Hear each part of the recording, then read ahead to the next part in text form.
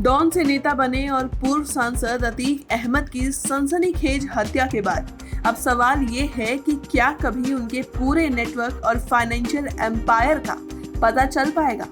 अतीक का सबसे बड़ा राजदार, सबसे भरोसे साथी और उनका छोटा भाई भी अब इस दुनिया में नहीं है। इसके बाद अब आशंका और भी बढ़ जाती है कि क्या कभी अतीक के पूरे साम्राज्य का पता चल पाएगा या नहीं।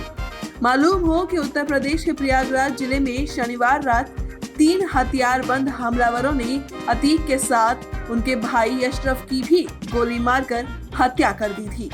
अपहरण, हत्या के प्रयास और हत्या सहित संगीन अपराधों के 100 से अधिक मामलों में आरोपी अतीक की कुल संपत्ति कई हजार करोड़ रुपए आंकी गई है। यूपी सरकार ने हाल के बयान में अतीक अहमद से संबंधित लगभग 1169 करोड़ रुपए की संपत्तियों को पहले ही जब्त करने का दावा किया। इसमें करीब 750 करोड़ रुपए की संपत्ति को तोड़ा गया और 417 करोड़ रुपए की संपत्ति को जब्त किया गया। 2019 में भारत निर्वाचन आयोग के समक्ष दायर अंतिम हल्फनामे में जब अतीक ने वाराणसी लोकसभा सीट से निर्दलीय उम्मीदवार के रूप में चुनाव लड़ा था, तो उन्होंने केवल 25 करोड़ रुपए की चल और अचल संपत्ति घोषित की थी।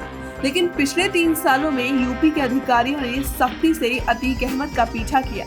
उनके दबदबे को खत्म करने की कोशिश की गई और उनकी कई संपत्तियों को नष्ट कर दिया गया। इसके बाद अतीक की कुल प्रॉपर्टी को 1100 करोड़ रुपए से अधिक मानी गई थी। हाल ही में ईडी ने डॉन अतीक के वित्तीय साम्राज्य की जांच शुरू की थी। अप्रैल में ही अतीक के पैतृक जिले प्रयागराज समेत यूपी के कई ठिकानों पर छापेमारी की गई थी। सरकार के सूत्रों का कहना है कि संपत्ति में 1169 करोड़ रुपए के हिसाब से अब तक कुर्की, बरामदगी और ध्वस्त की गई प्रॉपर्टी बाहुबली सांसद द्वारा बनाए गए व्यापार और साम्राज्य का महज एक हिस्सा हो सकता है।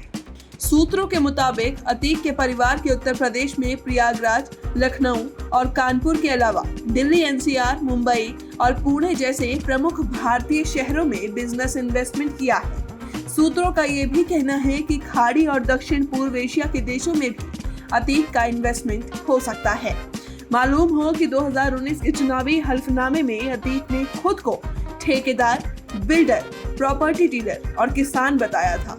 अब फरार शाइस्ता परवीन शायद ही अतीक अहमद के इस राज को डिकोड करने की आखिरी कड़ी जिंदा बची है।